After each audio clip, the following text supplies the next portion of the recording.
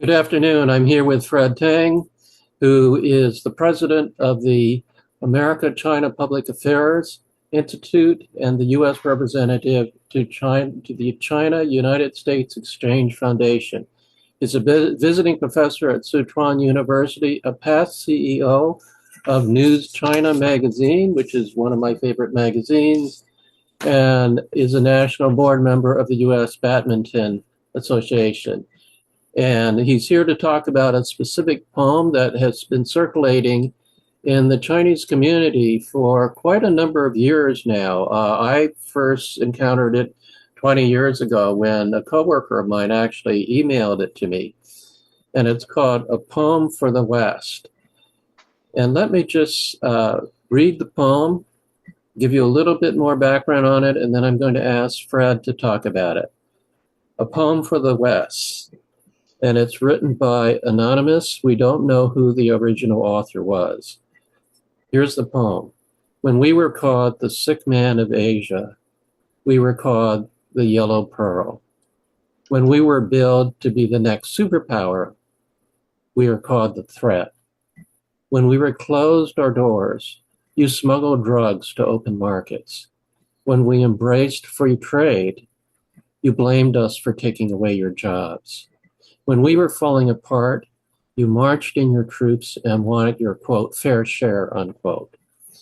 When we were putting the broken pieces back together again, free to bet, you screamed, it was an invasion.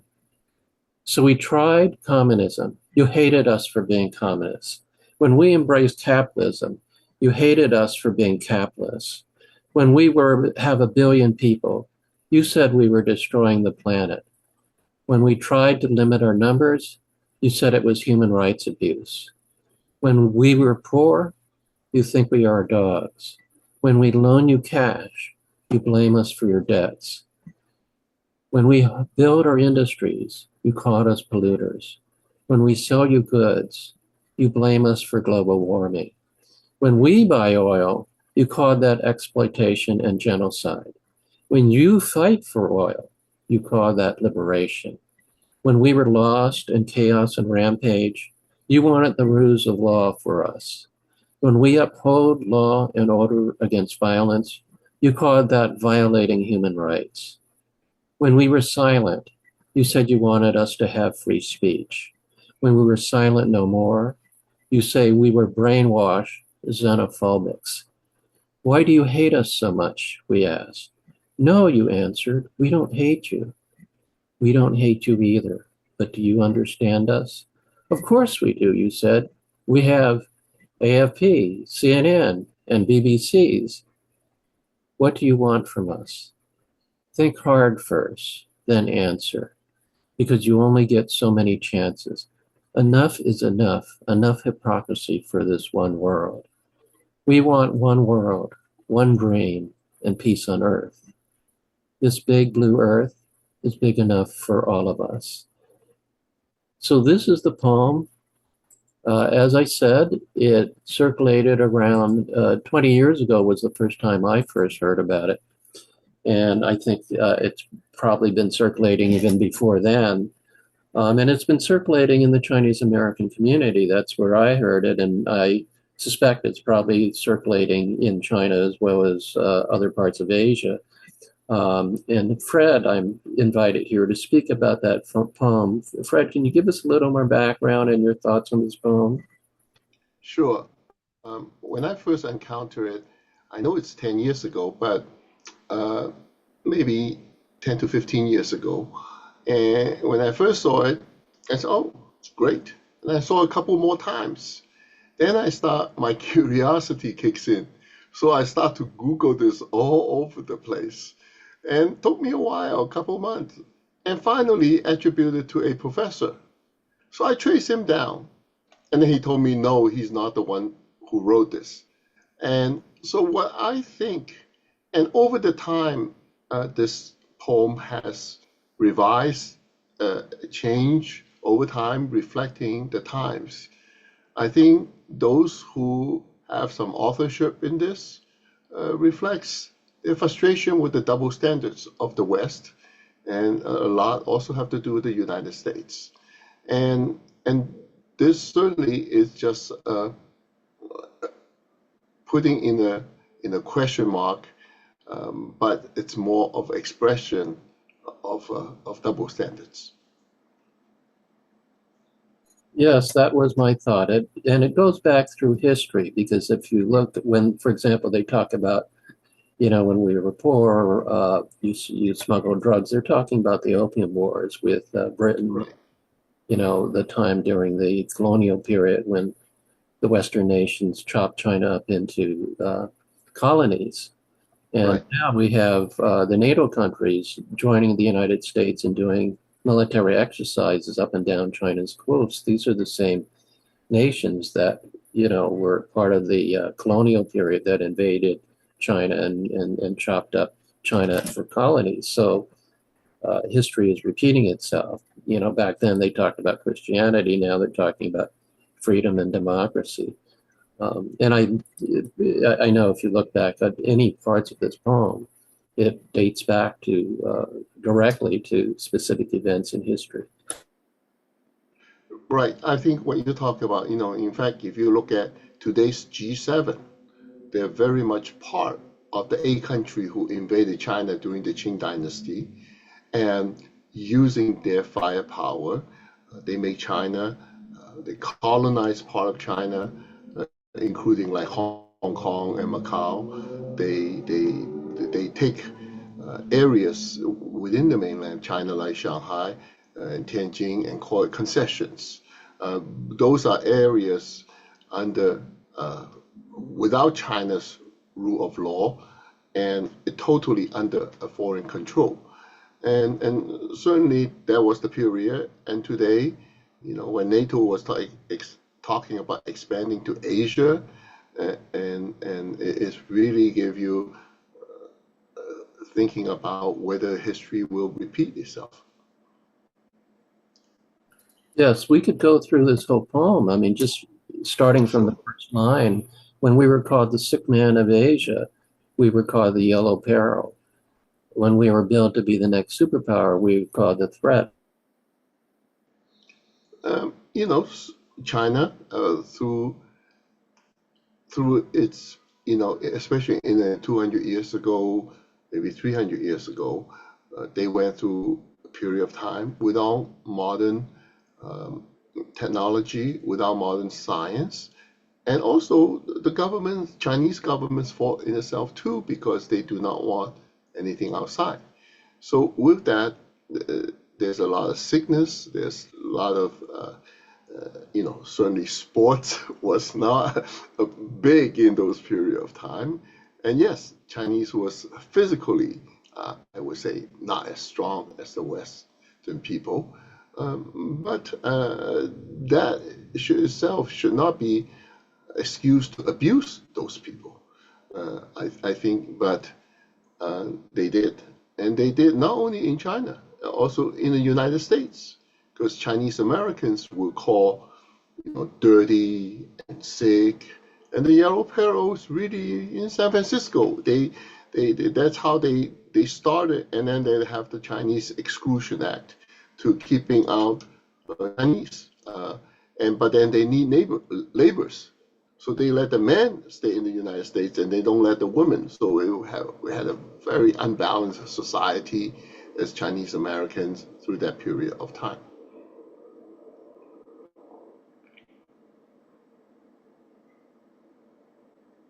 Yes, and then if we go on to the next lines, when we closed our doors, you smuggled drugs to open markets. We already talked about that. That was the period of the Opium Wars. And then it says, when we were falling apart, you marched in your troops and wanted your, quote, fair share, unquote. That's, again, the colonial period when China was chopped up into colonies. And then afterwards, after 1949, when the communists came to power, it says, the poem says, when we were putting the broken pieces together again, free Tibet, you screamed, it was an invasion. And just like the way the West, or I should say the United States and NATO, chopped up Yugoslavia into pieces, they want to chop up China today. Um, can you talk about some of that? Yeah, I think first let's talk about the opium because a lot of people didn't know many of the American wealthy families, including the Astor family, uh, you know, the original people, they made the initial, there's a whole list, you can Google that. They made their initial million by selling opium to China. And these Americans, they get rich and they become very, very rich. And they are respectable names in our society these days. But they were selling opium to China.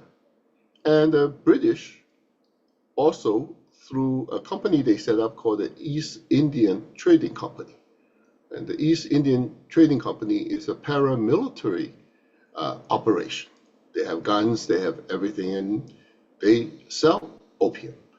And today, if you come to Chinatown in New York City, there is a statue of a Chinese government official at that time. His name is Lin Zexu, and he was a General Lin. This is terrible. So he confiscated all the opium and burned them. And then that's how the Western forces invaded China again, and that's how Hong Kong was become a colony of the British colony. And that's why a lot of people think, oh, China took Hong Kong. No, Hong Kong just returned to China because it was part of China. But then the British had it for 99 years as a colony. And then the drugs today, they're trying to also think China is selling fentanyl to the United States. I've done some research on that. No, what they're really trying to say is China is selling a certain precursor to fentanyl. So fentanyl is a chemical compound. So there's a lot of different chemical compounds.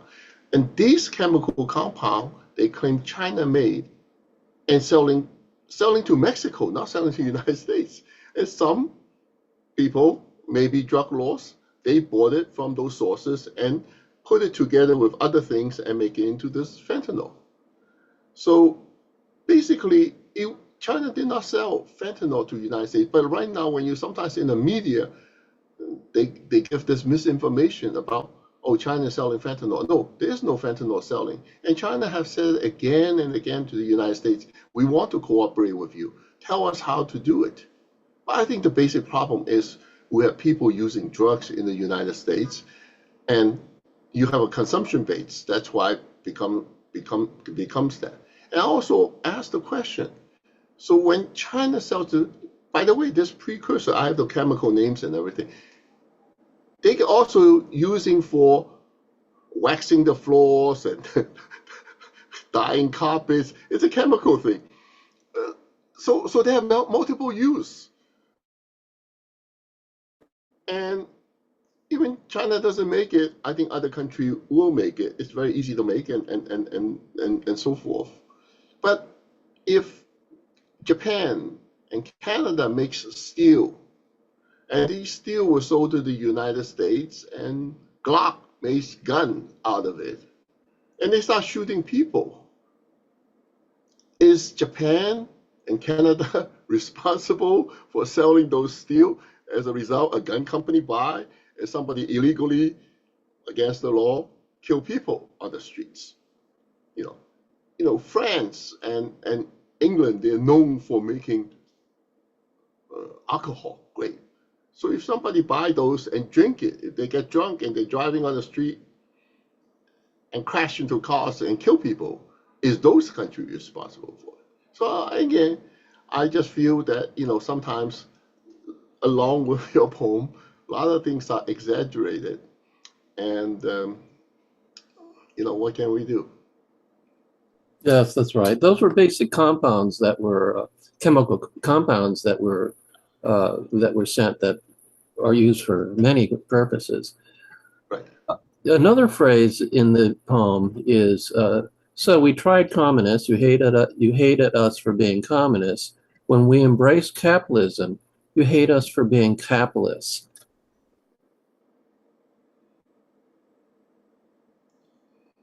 Do you want to comment on that? Sure, sure, sure. Actually, um, earlier this year I went on vacation, so I went to the library, check out two books. One is Adam Smith's Wealth of Nations. The other is the Communist Manifesto. Because I'm going to take a look at these two systems. The capitalist system was founded first. It was, I would say, maybe the 1600s, but by the 1700s in the Industrial Revolution, that capitalism was into full force. Capitalism is very good in production, but they are very short on treating people equally, sharing of their dividends. So a few people become very rich, but the labor forces and others were abused. After 100 years, in the 1800s, that's how communism was started. And communism also have a problem. They they want to have a fair distribution. So that's all they talk about. But they didn't talk about production. So these two systems by itself all have its flaws. I think that so Chinese, because of its dynasties, corruptions, and the first nationalist governments corruptions, that's why communism in China take hold. People support it. In fact, many cities like Shanghai, like the People's Liberation Army just marched into the cities without any fighting, and people were welcoming them. So, but then they also have a problem was at the beginning they didn't do the production. So they learn. They feel that okay, we want to take care of the people because serving the people is our mission. How do we do that? So they learn from the capitalist system, but they don't want to take all of it from the capitalist system. They want to learn how to make production better, but still have a fair distribution and building for the people. So that is what happened. Meaning, today China is a socialist? I think yes. I think it's a socialist in terms of serving the people, serving the society. But are they the same as the communists at the beginning of the founding, the revolutionary force? No. Right now, they are very professional technocrats who knows how to build roads, build airports, how to how to do all the technology things, and the people's life have improved because as they build roads, many of the remote villages benefit from it. They get clean water to these places. They get electricity, and with electricity, they also have communications uh, of internet and so forth. So now that's why they're able to, once they set up the infrastructure, they're able to serve the people much better, and the people's life is improved. So when they have communists, people criticize them, and then when they try to say, "Okay, let us learn from you," and they earnestly, I mean, there's still a lot of American companies and Western companies in China operating right now.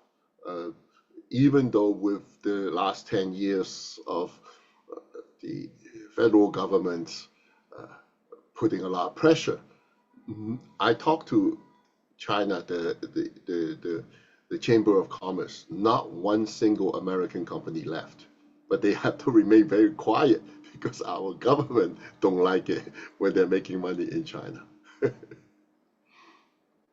Thanks for that analysis. Yes, that's a very good summary. The balance between the capitalist and communist ideologies that China has been trying to work to balance them and produce the best of both worlds. Um, let's go to the next phrase here. When we have a billion people, you said we were destroying the planet. When we tried limiting our numbers, you said it was human rights abuse. This is talking about the One child policy. one child policy, and there were reasons for that. Maybe you can go into them, why they instituted in the first place, and then why they ended it later on when the situation changed. You want to talk about that? Sure. I think that was back in the 1970s. I don't know the exact time, but China was not, I mean, even though they try to learn production, they're not able to uh, they're not able to produce enough for the people. People are starving. There's not enough resources for them. They didn't. So what they feel that in order for the quality of life of the people, uh, let's have every family between husband and wife, they have one child. So if we have one child, we can reduce the population and everybody's quality of life can be better. Not only food, but educations and transportations and everything, because the population was growing so rapidly. But even during those times, it's not like strict one-child policy. There are reasons why people can have uh, more than one child, but you just have to kind of file a paper, tell the government. Let's say uh, both husband and wife are the single child from their family, and then they say, well, there's only two of them. They don't. There's no other brothers or sisters. Can we have two? And many times they do. Um, the the uh, later on, as China improved its developments in terms of all the areas, they know that it's no longer necessary. Oh, also in the village area at that time, many people need the children to help them farm and so forth. And the government just shut one eye and just let them do it because you have to be humane about this. It's not just very draconian. They just have a policy so that hopefully they can have enough resources for everybody. Just for the meantime, it's never meant to be a long-term uh, thing. And then so when they reach a certain level, they're able to do that. Of course, this policy have created different problems. Certainly, China was a very male child preferenced society. So when people have daughters, they give it up for adoption. That's why we have a lot of family in the United States. They adopted Chinese kids, and most of them are girls. I would say almost all of them are girls. But those girls came to the United States. They also have a very, very good life. But I think by 2003, sometime I remember there was an earthquake, and I was with some Chinese young people, and then they have orphans because of the earthquake. These Chinese young people said, "I'm going to adopt one."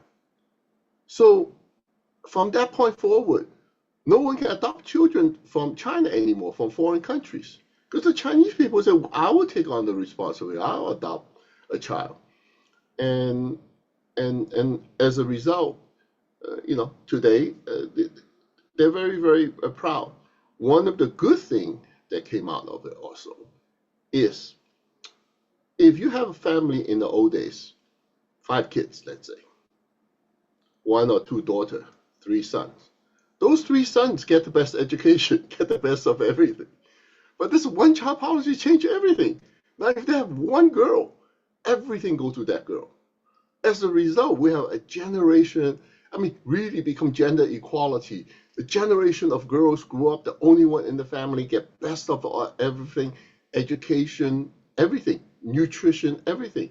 So we are seeing a rise of female leaders, uh, in China society, and they, maybe they still, let's say, as compared to the United States, might not be equivalent, but as far as China goes, really, really changed the landscape.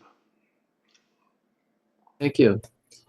Yeah, and I think one of the things that a lot of Americans don't realize is that during the one-child policy, the minorities in China were exempt, which is Yes. why, for example, the Uyghur and the Tibetan populations grew at a faster rate than the Chinese Han population because they were not bound by the one China policy. China was, because they were a smaller minority, China wanted to promote the minorities and not vote them down. And that's something that I don't think a lot of Americans are aware of. Right. Let's go on to the next stanzas here. When we were poor, you think that we are dogs. When we loan you cash, you blame us for your debts. Now, I recall in the 2008 financial crisis, actually, it was China that bailed us out. Do you want to talk about that? Yes. I think the dog reference first, because when I talk about after the Opium War, the British and others, they colonized China, like in Shanghai, like in many places. And they have their own country club in those cities. And basically, there's a sign that says Chinese and dogs are not allowed. I mean, it is so abusive, so hateful to the local people. And those were signs. Vividly, they have signs. And Chinese remember that. That's why, in terms of the dog reference.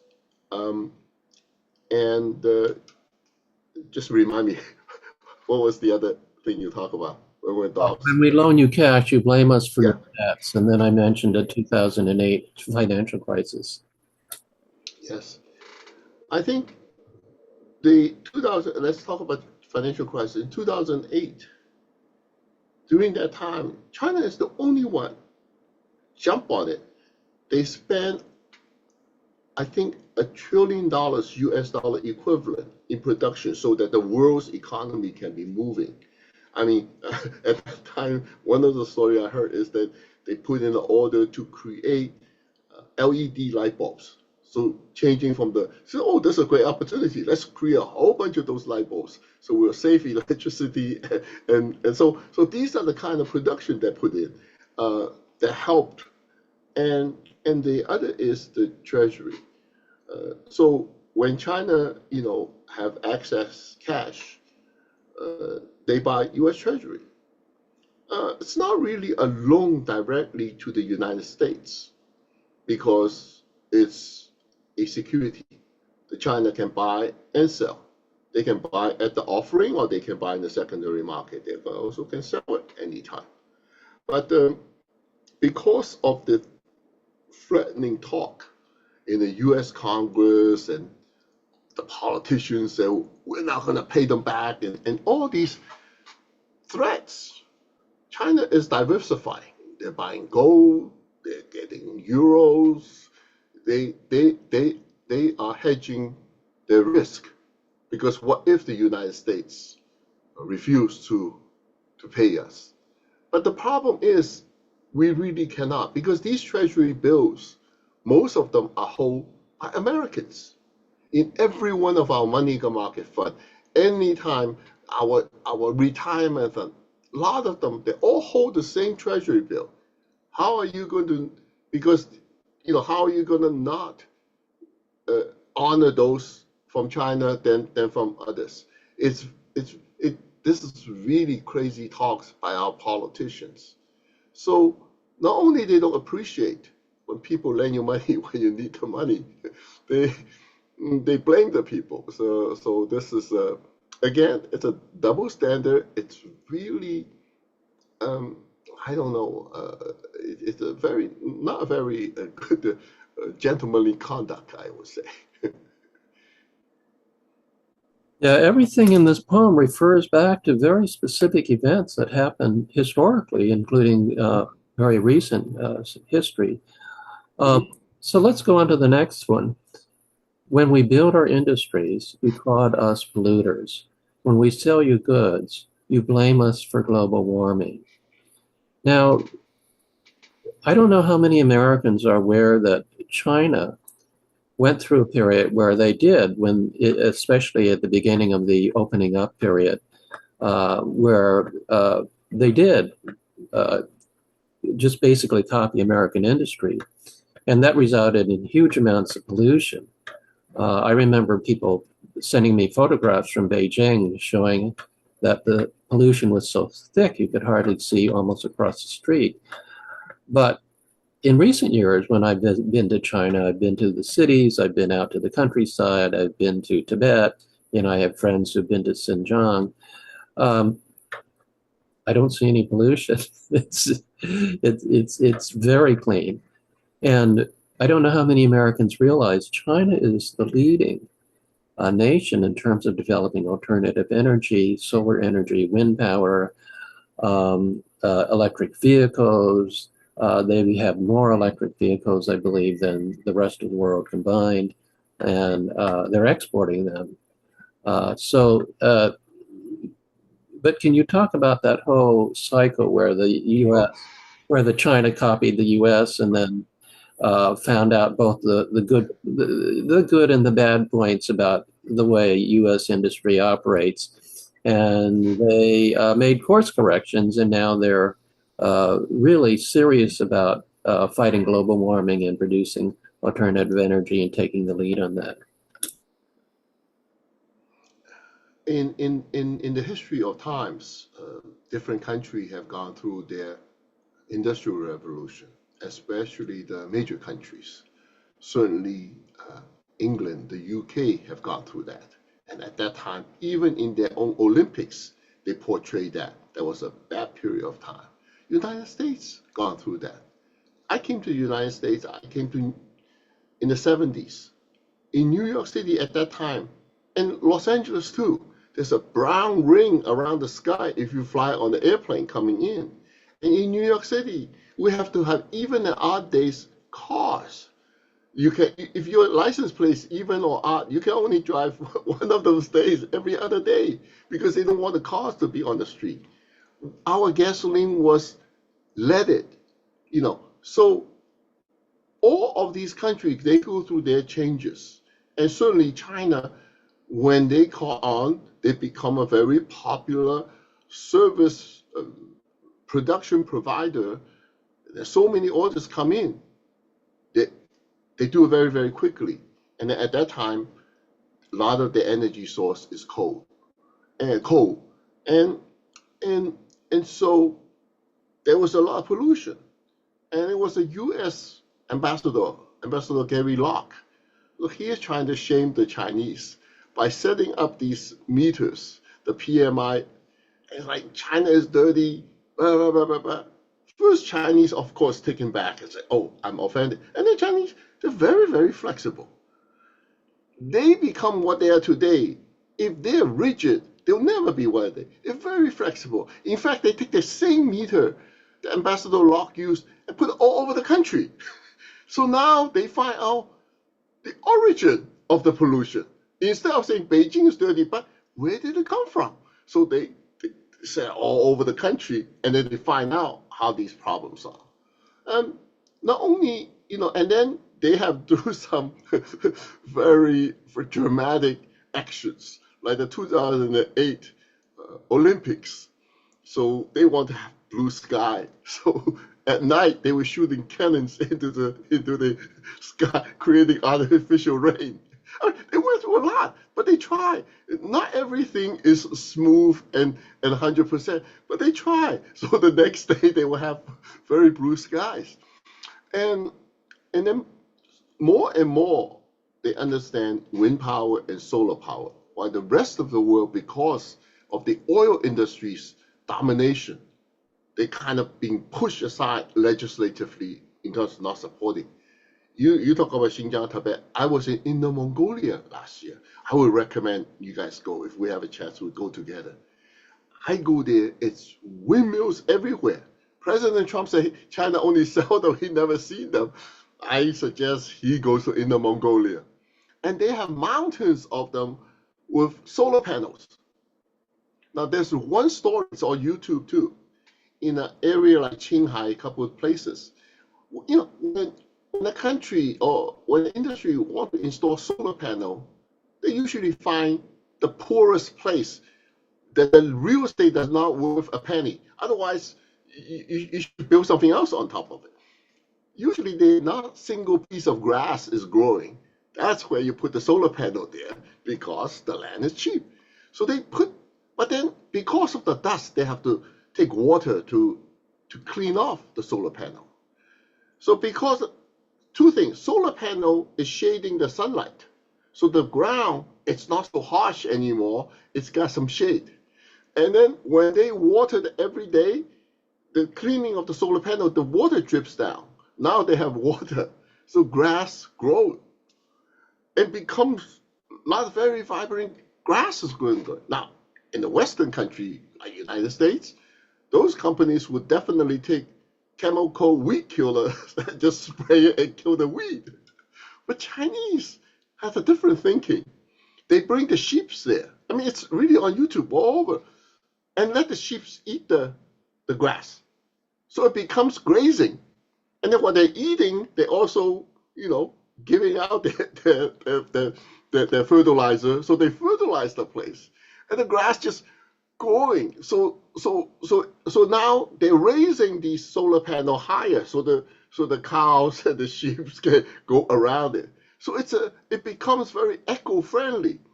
I also went to when I was in Mongolia, they showed me a open pit coal mine. I go, open pit coal mine, what's there to see? Because I imagine the one like the United States. Well, of course, if they want to show you something, they have something to show you. So I went there and they showed me the open pit mine. They said after they done with it, after they remove all the, and then they feel this part is done, they save the topsoil. So they put the topsoil back on those land. And because the topsoil is back, the grass, flowers, and trees are growing back again.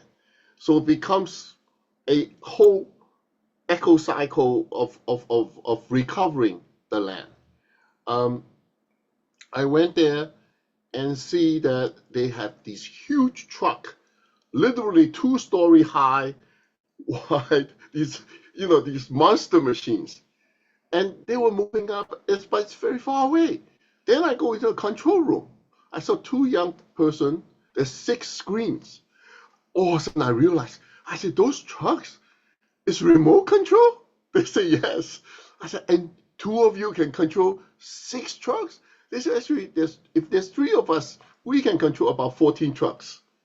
So these trucks, like when they're talking about slave laboring or something, no, people not even need to work anymore. These are all remote control things.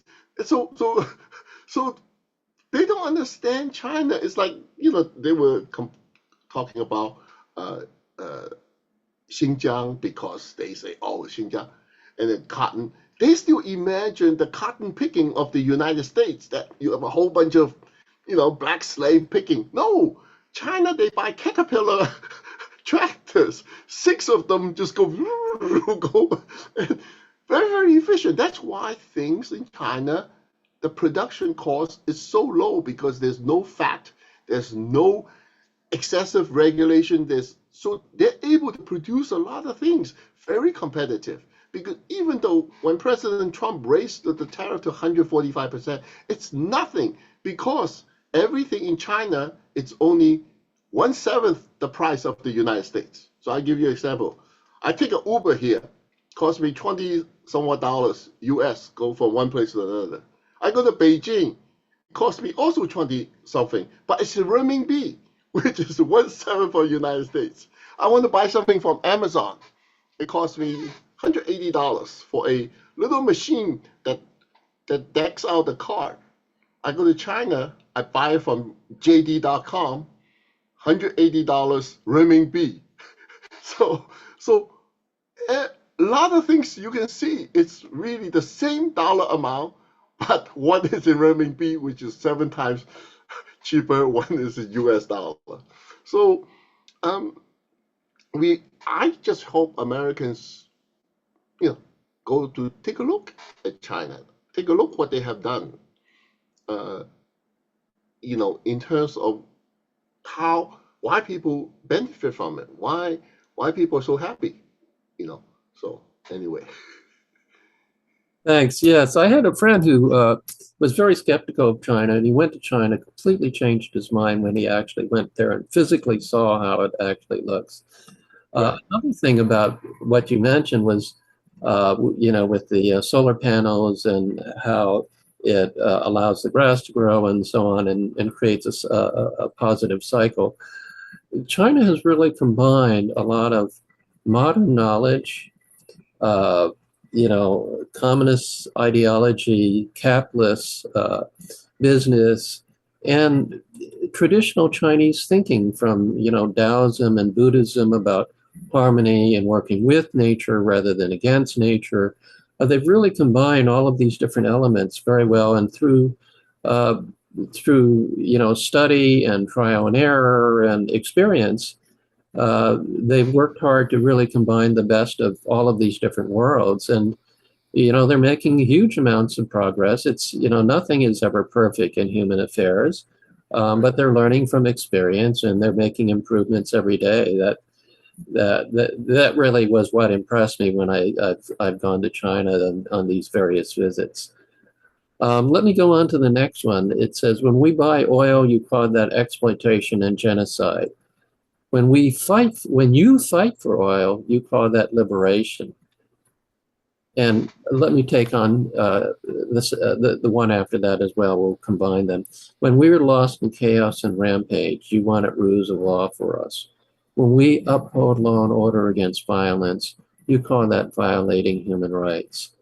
Do you want to talk about those aspects, both the oil issue, that China buys oil and they denounce China, and then when the United States goes to war for oil, we call that liberation. And then the whole idea of the rule of law, and the United States talks about the rules-based international order, but the United States violates international law all the time when we go and bomb and invade foreign countries that have never done anything to us. You want to talk about that whole hypocrisy there? So, what was the first point? Sorry. The first point is, sorry, I can't hear.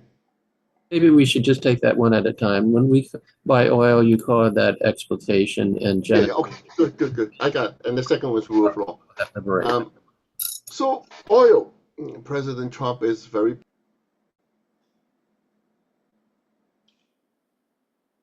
okay.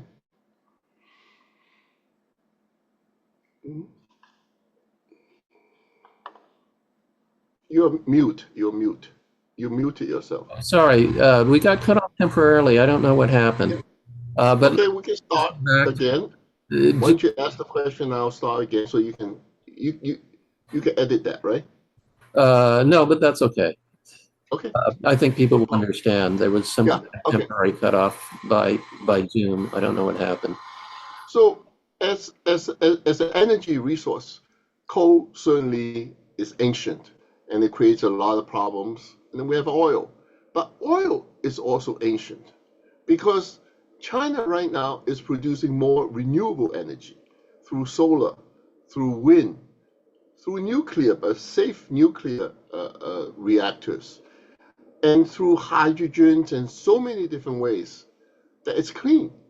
In fact, China right now understand the world is going electricity.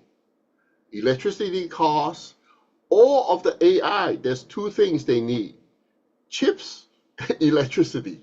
Those are the two basic things. Everything else is just parts. It's not that big of a deal. And China right now is producing 2.5 times the electricity than the United States. In fact, it produced more than the EU and India and United States combined. And in 5 to 10 years, China will be producing 2/3 of the world's electricity. And I would say much of it will be clean energy. And so many of the countries already buying electricity from China. Smaller countries like Kazakhstan, there's no reason for them to set up a power plant. So China set up electricity and sell to them, and they do that with Singapore and so forth as well. So if we're still thinking about coal and oil, I think even the Middle East oil producing countries, they are looking at the future because they know that while petroleum still can make other products like plastic and so forth, but as an energy source might be diminishing. So I think that we also have to look at, because it's United States. We started off with this clean energy, with wind and solar. We come, but we're not doing anything. That's because our our oil industry is really controlling some of the politics of our country. So as a result, we're talking about we're not producing electric vehicle in this country. Why don't we produce our own? No, so they don't. China right now, the electric vehicle, I went back, I look at it, I said, wow, there's so many brands. They told me there's actually there's over 100 brands of, of EV. Just like United States, when we first started the automobile industry, everybody's making it automobile. They're making better, they're competing. China is doing the same thing. And all of these companies are competing against themselves. That's why they can make it better ones, cheaper ones, and even the big guys like BYD and so forth, they have to be on the toe, because if they don't, the smaller companies will catch up with them. Eventually, it will be three or four major companies, because there's a lot of infrastructure and supply chain that goes with it. But right now, not only electric vehicles, but also autonomous vehicles. I I was in Beijing maybe 6 years ago. They take me to an innovation center, and then on the platform there's a car there with cameras all over installed on the top, saying this is a self-driving autonomous car, but it's just a showcase. Okay, very good.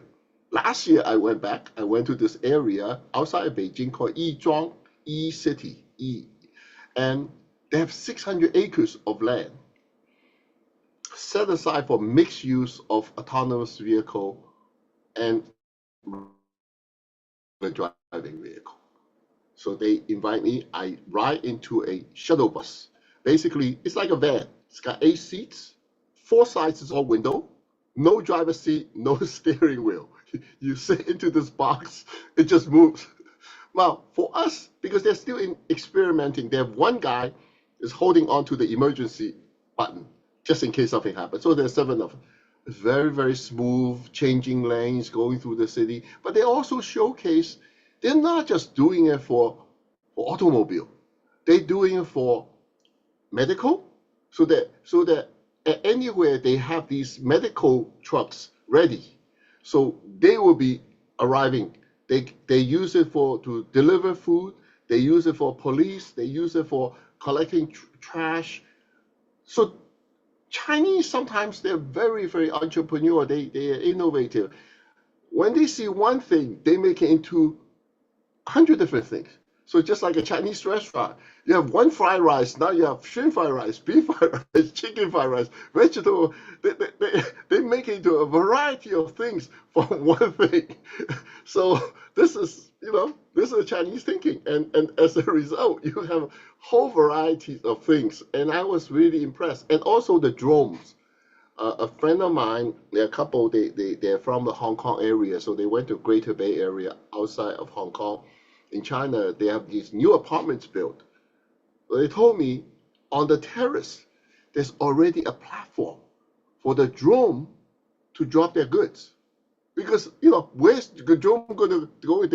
So they have a landing platform with marking, so the drone can see the marking.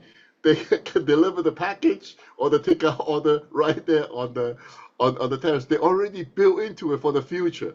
It's just very amazing. The rule of law. Certainly, United States have a very good legal system. It's coming from the common law, from the from the UK and so forth. We advocate for laws, but unfortunately, like you said, we push for these laws, but we're not signatory to the law. We complain about people's in terms of their navigation behavior, but we are not a signer to the convention, the UN Convention of the Law of the Sea. And we many times call Operation Freedom of Navigation, but the real thing I think it's called safe passage. Basically, it's all the commercial ship can ship anywhere. They just alert the other side when going through. never have any problem. But if you're a military ship to any country, you have to declare your intention, you have to shut down your weapons and so forth. I mean, today, China just asked them for that. If you have a military ship coming into, you got to shut down your weapon system, you got to declare your intention from what point to what point, where you're going through. I'm sure in the future, if China have a warship or a or a armada that comes through Hawaii, the United States will ask China to do so as well. So I think that we have to think about law is a good thing, but we need everybody to abide by the law, especially those who advocate for the law. And unfortunately, sometimes the United States feel law is for other people and we're above the law. And whenever people think they're above the law, there's going to be a chaos somewhere. Okay, let's go on to the next one. When we were silent, you said you want us to have free speech. When we were silent no more, you say we are brainwashed xenophobics. You want to talk about that? Okay, I think you know traditionally Chinese they don't like to be very loud. They don't like to have confrontations. Sometimes from the Western side, just because China does not speak up and speak out doesn't mean they don't understand what's going on. That they're being abused. But now they're speaking out, uh, and especially at the UN, at their foreign ministries. But they're just answering questions. Many people label them as wolf warrior. I take the transcript. I said, in which part are they a wolf warrior? You're asking them a question, they answer the question. Uh, Many times, China at the UN, especially when they are chairing these meetings, they're always protecting the small countries for because many times the small countries get abused by large countries at the UN, when they're speaking, and China many times. And in terms of for the uh, speaking out, I think China just speaking out like any country would, and any country want to, in terms of speaking out when they feel the other side, when they're misunderstood or purposely uh, malign them. Okay, so moving on, Palm says, why do you hate us so much? We asked. No, you answered, we don't hate you. We don't hate you either, but do you understand us? Of course we do, you said. We have AFP, CNN, and BBCs. I want to talk about the picture that people get from the mainstream media as compared to the reality of China. Yeah, I think you know through Mr. Trump and Mr. Elon Musk, through their first wave of the chainsaw hacking, we find out a lot of things that the United States spend money on.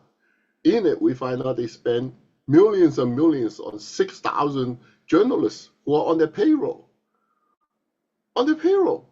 So how impartial can these journalists be?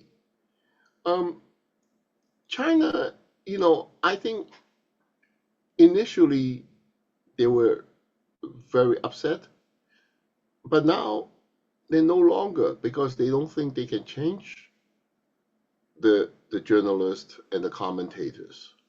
So they they can say whatever they want to say, but and many of I mean, I write a lot of op-ed, and I always send it to Wall Street Journal, New York Times, and the things I write, I do not criticize the United States. I'm just very rationally lay everything out. They never accept my op-ed submissions because it's not to their liking. It's not because I don't criticize China enough, but I'm just trying to point out my observation, and I'm trying to help American public better understand what's going on through my observation. And I'm just one voice.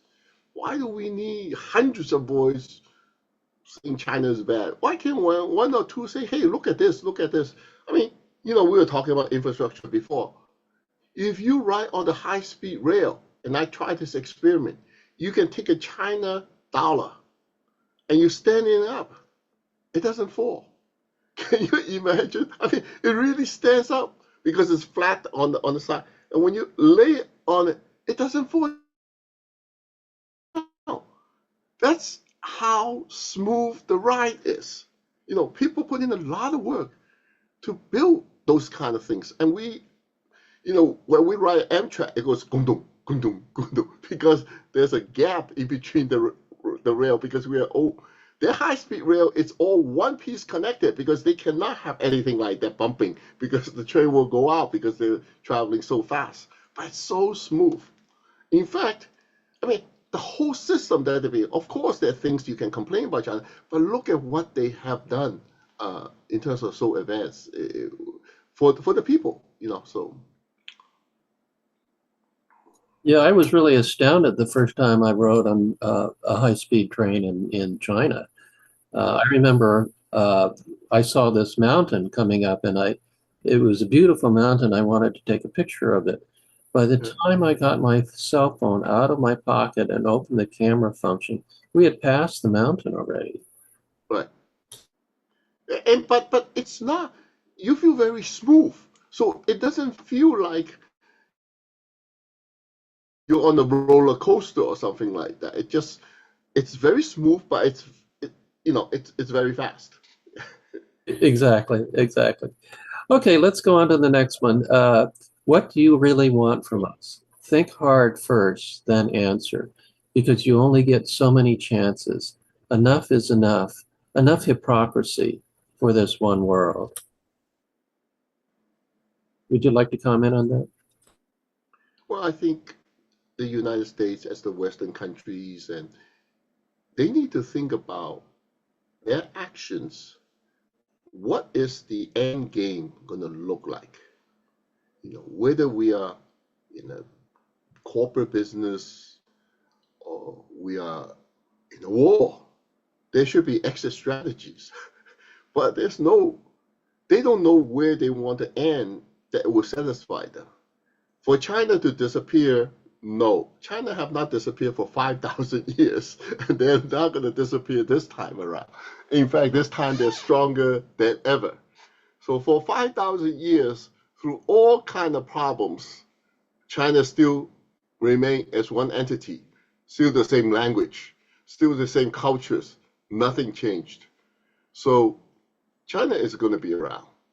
And sometimes they also say, oh, we love the people of China, but we don't like the Communist Party.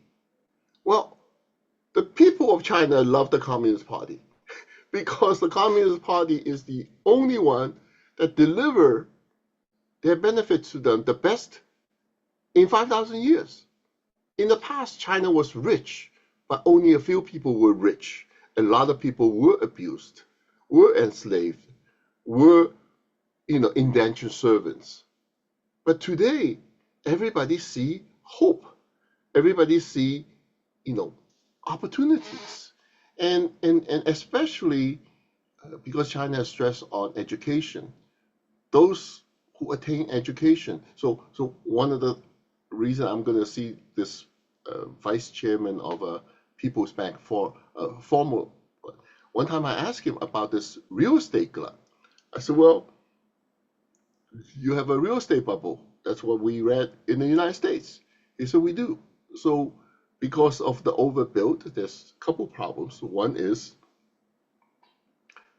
they did not finish building. So those buildings are half built. Second is once they built, they couldn't sell it. And he said, this is what we're going to do actually. Those that's not finished, the government will take over and they will finish building that building. So because there's no reason to have half built and waste all these resources. Secondly is those who are built and they cannot sell it, we'll also help them take over. What we'll do is we'll take buildings and we will rent them at a very low rent to PhD students. So now they have like buildings of communities of all PhD students, and they're all talking to each other, and they're all starting new businesses together. This is the kind of things China is doing to solve the problem, but also creating long-term rolling benefits. Um, in terms of, I feel one of I'm going to make a speech in the next couple of weeks. One of the things is that I also question when I read in the news, it's always race against China. I said, why race against China? Why can't you race with China? If we're competitors, that's fine. You race because in a competitive field like sports and like things, you race with your competitors. You race against yourself. Because if you cannot beat yourself, you will never beat your competitors. So what we have to thinking is we should race against ourselves and improve every day. How many airports have we improved? How many more roads we have built? How many poor people we have helped? How many clean water we have delivered to the people? You know, do the kids all have access to internet and computers so that they can have AI? I mean, we're very good at AI, but not only a few, the elites get to use the AI. But the poor, the divide is going to be even more. The reason I know that is during COVID, we didn't have a very wise mayor at that time, and said, okay, all the kids stay home. And I said, well, how are they going to learn? They're going to go to Zoom. Okay, but they have no computer. Okay, we will buy laptop for every kid. After they have laptop, they have no internet. See, the government's people do nothing, know what the people have or don't have. They don't think that way.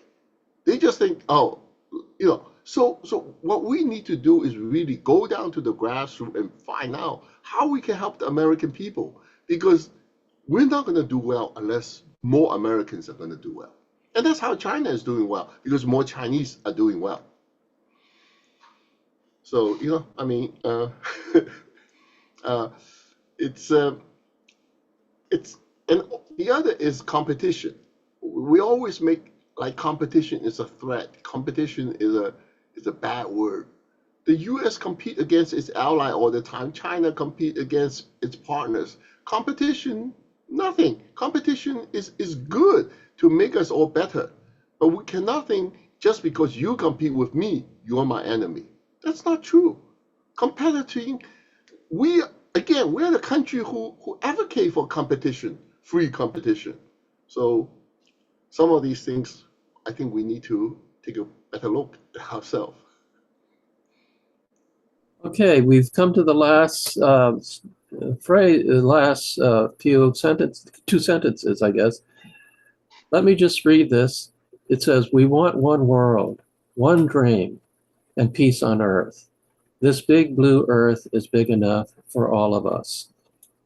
China has been around, like you said, for 5,000 years. And in 5,000 years, China has never dominated the planet or gone out to conquer the planet in the way that the West did during the colonial period and in the way that the United States is trying to dominate and dictate to countries around the world now. For example, if you ask the question, when was the last time China invaded Iraq? Answer, China has never invaded Iraq, not even once in 5,000 years, even though obviously Iraq is much closer to China than it is to the United States. But can you talk about the way the Chinese view the world and uh, the one dream that China has for the world when it says we want one world, one dream, and peace on earth? This big blue earth is big enough for all of us. China also, through its 5,000-year history, have gone through wars, all kind of atrocities, and all kind of bad things. But it is in the last, I would say, 40 years, 50 years, they come to the conclusion peace is good for China, peace is good for the world. So that's why today I have a lot of different consul generals yelling at me, saying that China is not standing on their side on these conflict. I tell them, I said, right now, Russia and Ukraine, you know, it, Israel and Palestine and Iran, wherever there's two sides at a conflict, military conflict, China only have one answer: cease fire and negotiate politically. To me, is peace is what helps. I mean, I see you have a sign on your wall, Veterans for Peace, and and and peace is a for China is their business model. Many companies have business models, and China's model is to using peace to be a win-win situation for those countries for themselves. So, so that's what they're advocating for peace. They have not gone into any war, and they're not going to let anyone getting into uh, push them into war, including Taiwan.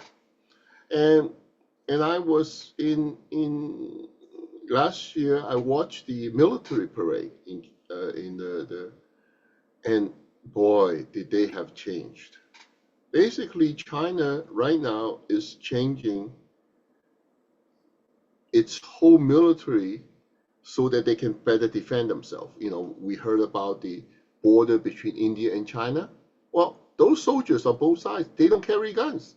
They know they don't want to make it into a bigger conflict. But humans and humans always create problems.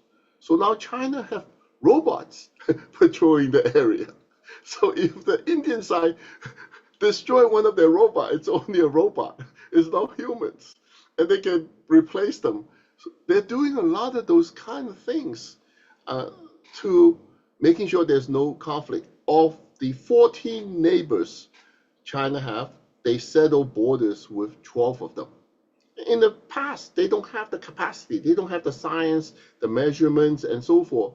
And when you negotiate the borders, you give a little, you take a little, and that's why they're at peace with their neighbors.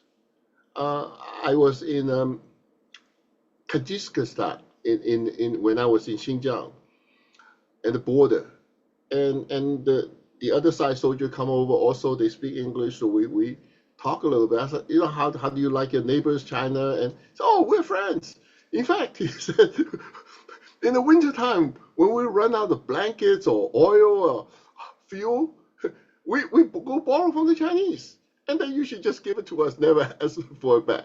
So they have a very, very friendly border. All the borders should be like that. You just help each other.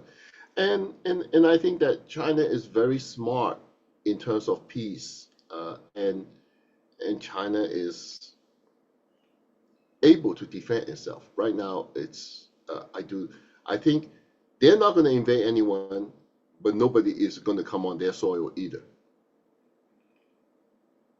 Okay, thank you. I think that brings us to the end of the poem and the end of our interview. Do you have any other last words you'd like to say before we close here? Thank you very much for bringing this poem, and thank whoever wrote this poem, give us this opportunity to discuss some of these issues. You're always very thoughtful. You see these things, you make it into something, and I'm very glad to join you, in just having this discussion. So thank you. Thank you. And I'll look forward to having you back at some future Sure. date. Sure. Okay, take care. Thank you. Bye bye.